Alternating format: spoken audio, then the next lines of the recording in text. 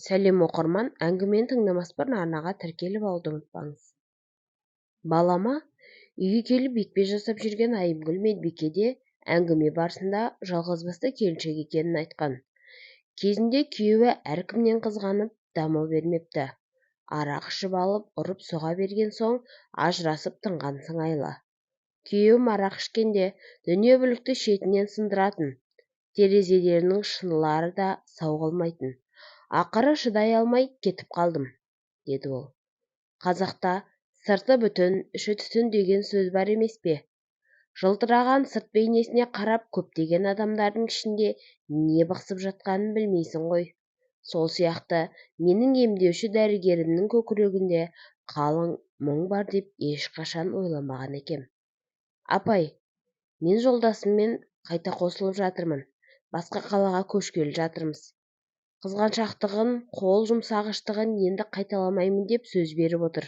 Ортада баламыз бар ғой. Түзеліп кетер, дедім оған емделу картасын алуға барғанда. Бекер солай істеген. Сіңілім, бекер олай істейсің, деп әңгіме бастады ақ халатты апай. Өміріңді мен ұқсап өксікпен өткізгелі жүрсің-ау. Мен кеше үйіме барғанда күйеуім «Қайдан келдің, жезөкше?» деп қарсы алады. Қызғаншақтық ешқашан айықпайтын дерт. Жас ұлғая келе ол тіпті асқынып, адам мінезі мен әрекеттері бұзыла түседі екен. Күйеуім екеуміз елдің көзінше жиын тойларда керемет үлгілі отбасы сияқты бола қаламыз. Жұрт көзінше ол маған орындықты ұсынып ас үстіме түседі. Бірақ онысы барып тұрған сайқалдық, екіжүзділік. Кейде тіпті жұмыстан барғанда іш киімді көрсетіп, не бүлдіріп келдің деп лаң салады. Онымен қыздай қосылған жанмын. Өмірімде басқа еркектің бетіне қарап сөйлеген емеспін. Сонда да өмірімді ойран қылумен болды. Қазір бірсыпыра жасқа келсек те, үйге біреу қоңырау соға қалса жүгіріп барып тұтқаны өзі көтереді.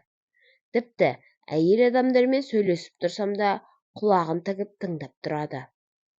Өне бойы толған күдік, күмән. Жас кезімде таяқтан көз ашпағаным былай тұрсын, жасы егде тартып қалса да әлі күнге дейін қол жұмсауын қоймай келеді. Жұмысқа әрдайым білектерімді көгертіп келемін.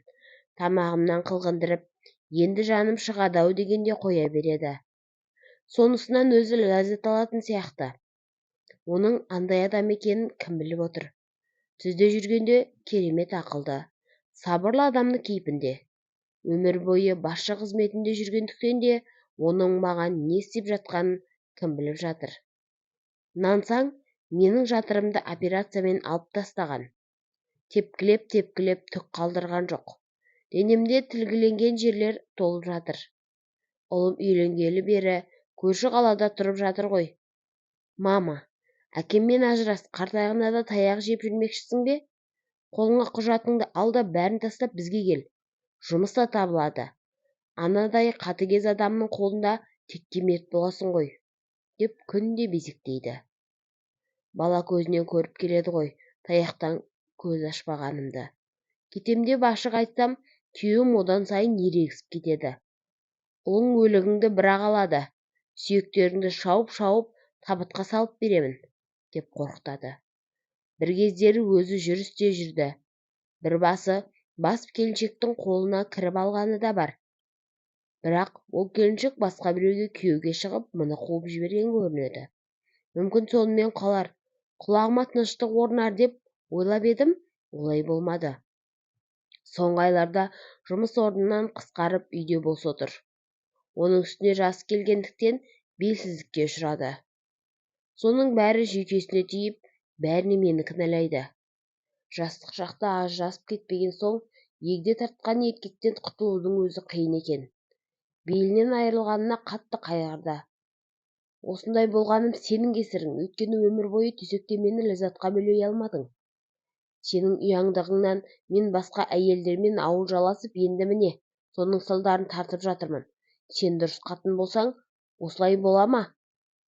Деуін бір қоймайды. Бекер, қызым, бекер барасың. Дәрігер апайдың сөзі қатты әсер етті. Соған қарамастан күйеуіме кешірім жасадым. Жаңа қонысқа орналасқан соң сол жердің емханасына тіркеліп, тамызға қабылдауға бардым.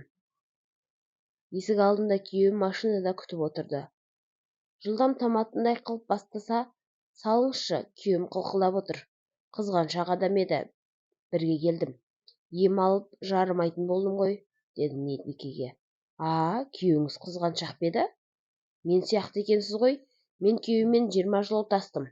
Балаларды өсіріп қыз ұзаттық. Әрине, қояды. Міне қояды. 20 жыл өтіпті. Ақыр өзім де қартайып кеттім. Әрбір жүріс-тұрысымнан бәле іздеп отырады.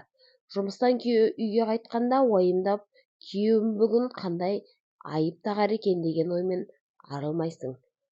Миың ешқашан демалмайды. Менің күйеуім ұрып-соғып көрген жоқ, бірақ сөзбен жегідей жеп қоятын. Кейінгі жылдары күйеу балаларымнан қызғануға көшті. Әбден жалығып шаршап ажырасып тындым. Есесіне қазір жаным тыныш, ештеңеге алаңдамаймын.